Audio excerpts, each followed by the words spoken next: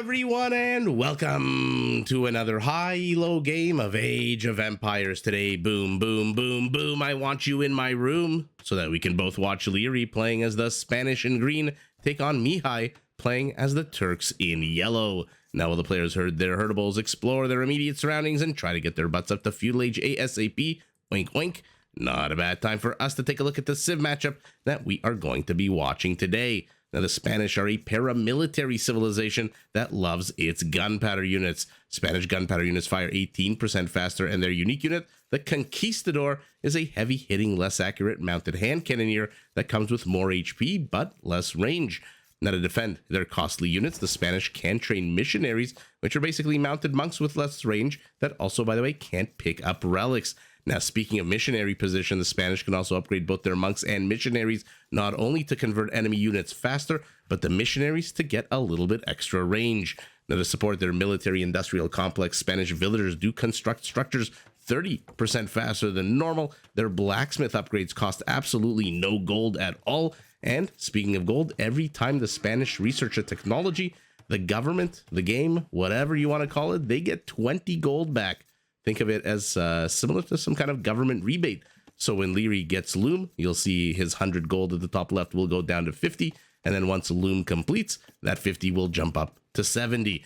Now, why did I call the Spanish a paramilitary civilization? Because each and every one of their villagers can actually be upgraded to not only get 40 extra HP, +2/+2 armor, but also a massive +6 attack boost, which together with the sappers upgrades makes their villagers absolutely fantastic at taking down buildings, castles, towers, and even walls in the later stages of the game.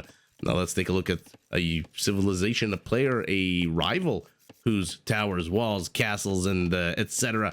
the Spanish might want to tear down. We've got Mihai playing as the Turks in yellow, a civilization built around their gunpowder. Their gunpowder units are created faster, have extra HP, come with cheaper technologies, and some of their gunpowder units can be upgraded to get extra range. Now, staying on brand, their unique unit is the Janissary, a more expensive but less accurate hand cannoneer that comes with more HP, a better attack, and more armor, but no bonus against infantry. Now, to support their heavy but expensive units on the field of battle, the Turks can field some pretty decent supporting units. To start with, their scout line units come with extra pierce armor, their cav archers can be upgraded to get extra HP, and their scout line units automatically upgrade to light cav and then automatically upgrade to hussars if we're lucky enough to get to imperial for free. And automatically the second you hit castle and imperial ages, which means the Turks do have access to top of the line light cav units from scouts to light cav to hussars immediately without having to wait or even pay for those upgrades. That will be able to afford their gunpowder units, which are pretty darn expensive in this game. Turkish gold miners do work 20% faster than normal. They get the chemistry upgrade free of charge, and the free upgrades I mentioned from Scout to Light Cav to Hussar does save them 1,300 resources. Among that is 650 gold, which is not a small amount of gold. Now that is the boom, boom, boom, boom that I mentioned. We've got two fantastic gunpowder civs. Let's take a look at the chessboard that those gunpowder units will be moving on. Well, I shouldn't say gunpowder. I'm hoping those gunpowder units move on as always, like a kid on Christmas. I just want everything all the time. Attack path between the two bases, pretty much open, it looks like, with a little bit of hilly ground and a little bit of forest. Ooh, and by the way, Liereyy, 50 loom becomes 50 gold for loom becomes 70 gold now that he's completed the upgrade and is adding up to the Feudal Age. I'm assuming Mihai, who's housed at 20 at the moment, does have, where is it? Feudal Age queued up behind this. Where is it? There we go. Okay, so basically a tiny microsecond of queuing up time there. I don't think it's going to even render in or show up in the game. But yeah, both players heading up. Looks like our Turk managed to sneak in one extra villager. Let's take a look at his base. Primary gold to the front, primary stone off to the side in a Tesla shape. 3 small forests, not exactly very lush, not exactly very bountiful, but one at least is in the forward position, and then extra stone out on the top left, extra gold on the top right, and extra gold to the back, which is nice, as is another forest, another 2 forests rather. That is a very nice little extra something to get in the rear of your base. Let's see if Liereyy has a little something something in his base, if you know what I mean. We've got primary stone to the front, primary gold kind of off to the side, not on the attack path, but pretty darn exposed against a civilization that has such amazing raiding units. Extra stone to the back, as well as 2 forests to the back. And where are his extra golds? 1 off to the left and 1 in the forward position. Forests also 3, also small, also not super duper helpful in walling off this base. So on the whole, 1 player has stone to the front, 1 player has gold to the front. Not too sure if anyone has any particular advantage here over the other player. Not sure any resources are really that poorly placed. So I would say a good 50-50 here when it comes to bases, resource location. Berries to the back for our Spaniard. Berries off to the left here for our Turk. But our Spaniard is just now beginning to explore the map. Liereyy just at the 10-minute mark going to discover where our Turk is. Might want to press into the berries if he sees that they're completely undefended, although there are a good number of villagers already out with loom. And so yeah, maybe 1 scout against 5 villagers, each with 40 HP. You don't need to have supremacy, which is the name of the upgrade I mentioned that turns the Spanish villagers into paramilitary villagers. You don't need that when you outnumber scouts 5 to 1. You can just have loom. Although 5 to 2, let's see it. Lierey's gonna risk it. At the same time, it looks like there is just 1 scout hanging out.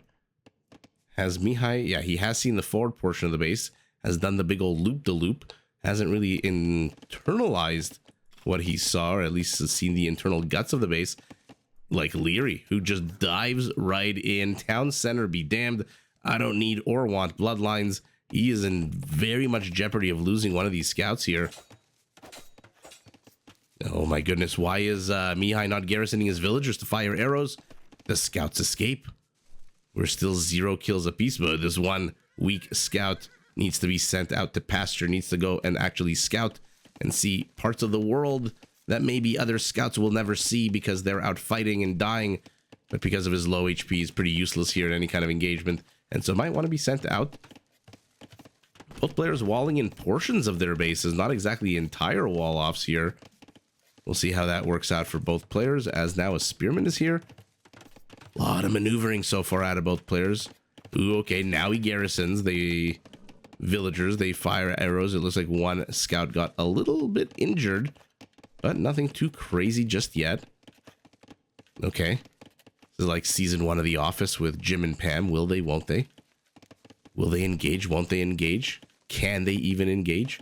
I'm not too sure who Roy would be in this analogy. Berries are finally getting walled because Mihai just, you know what, just doesn't want to deal with that shit while he defends. But defending he is not doing anymore, as his scouts hoof it to the other side of the map. Liereyy realizes, hey, wait a second, where the hell are your scouts? Are you going to my base? And then does the exact same thing. So like me and my first girlfriend, a lot of, you know, maneuvering and positioning and a little bit of this, a little bit of that, but absolutely nothing happening here at the 14-minute mark as Liereyy returns home with his scouts. Mihai going, just like me, into the middle of nowhere, doing nothing, accomplishing nothing. And now he's returning home past a couple of very wild horses. Stops, maybe to wonder how he can tame them. And then just now returning home. Okay, well, both players in feudal. Our Spaniard, 5 villagers ahead, is going to hit the ability to go up to Castle Age, I believe, ahead of his opponent. He's just needs 200 food, 100 gold, whereas Mihai does still need a good amount of gold, and both gold and food, rather. Market and houses to the back. Okay, so the wall-off is starting here. The wall-off is continuing for our Turk, but the shape of the wall-off, almost like his town center is wearing a bit of a girdle, is not exactly ideal, leaving the stone, the extra gold outside, basically just mining gold. And yeah, it is our Spaniard who hits and clicks up to the Castle Age first. Where is Liereyy going? And where is Mihai going? Where are both of these players going with their scouts? Liereyy really did think that Mihai was going to make a maneuver here, a move.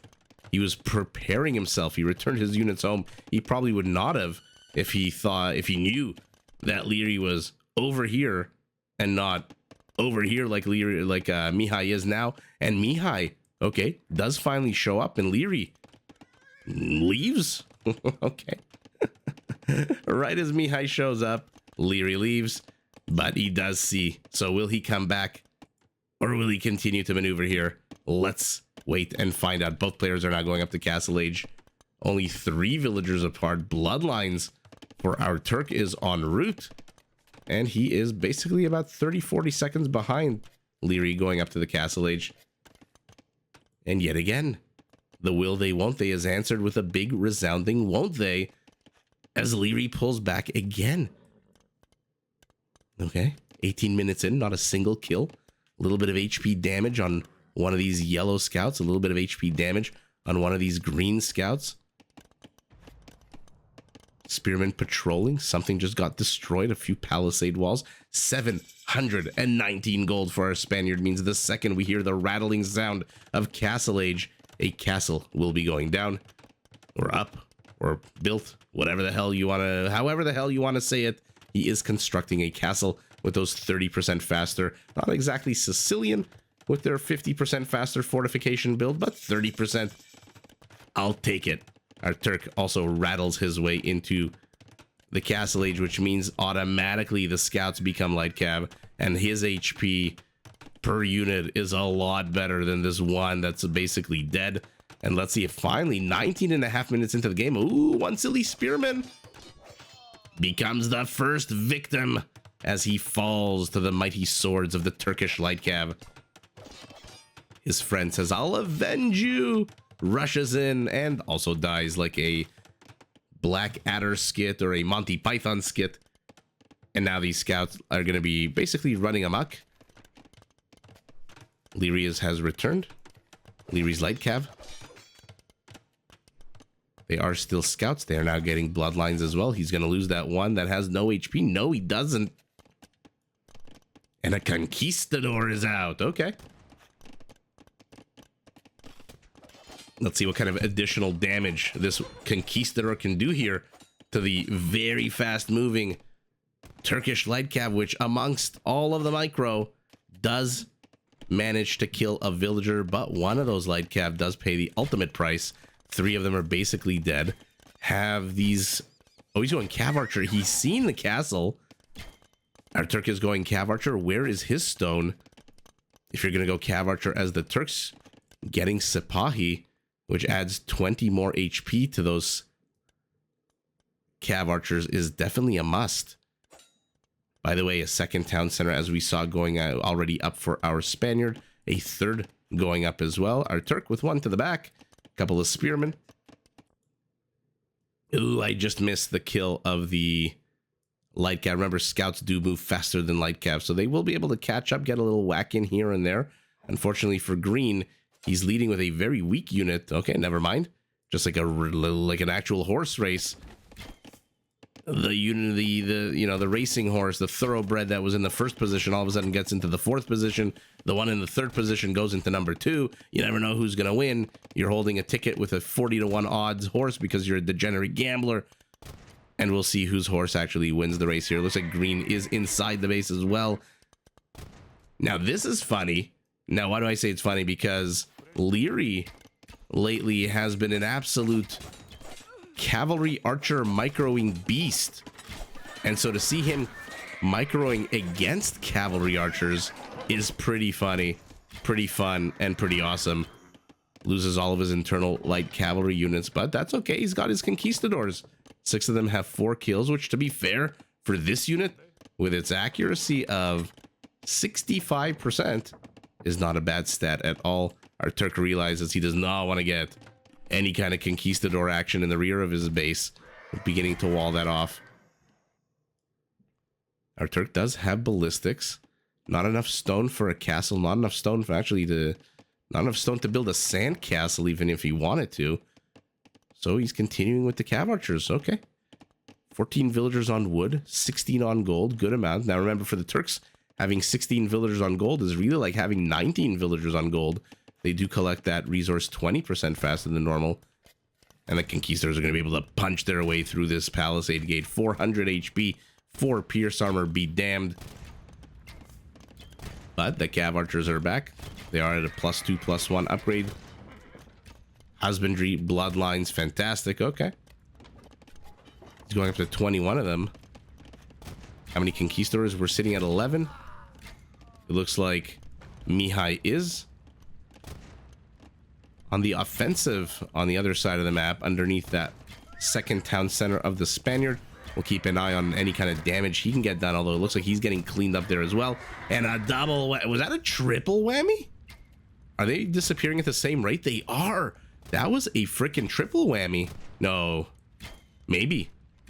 I want to go back at the 26-minute mark and see if that was a triple whammy. Then Lierey's micro.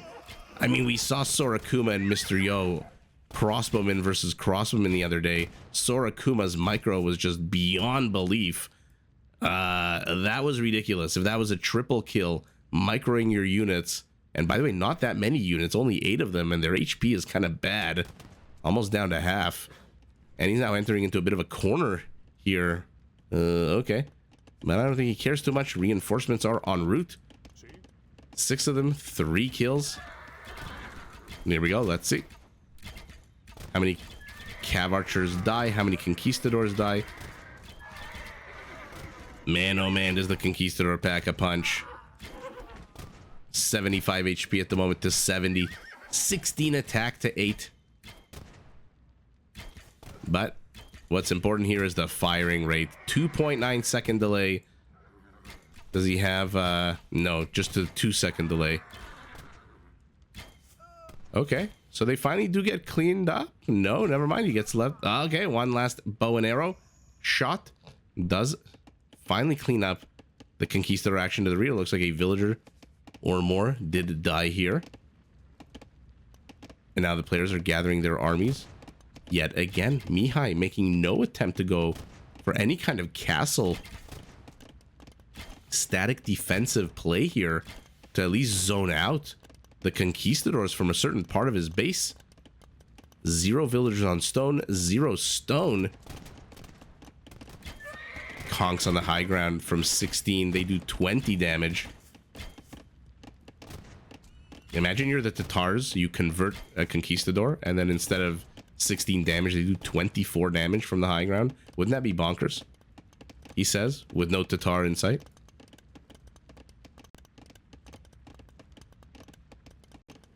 And another castle going up right in the face of our Turk, who tries to wall in.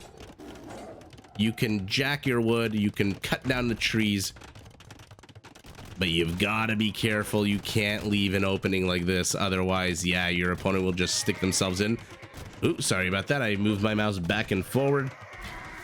Let's see how many villagers he can kill here. So far, the villagers are not getting killed at all. As Mihai is focusing more on the Conquistadors, might be a mistake. As the castle goes up. Now the Conquistador count is 11 to 8, 11 to 6, and oh, this is so sour. And there you go.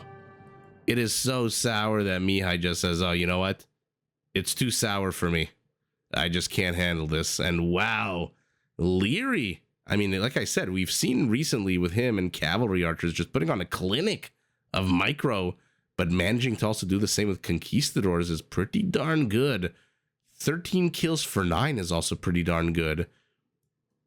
I wonder how many Cavalry Archers he killed. So yeah, I was gonna say hopefully they're the most trained unit. I think they probably should have been. So let's see. He has 47 that he trained throughout the game. 5 of them are still alive. So he killed 42 Cav Archers this game. Now remember, for the first, what was it?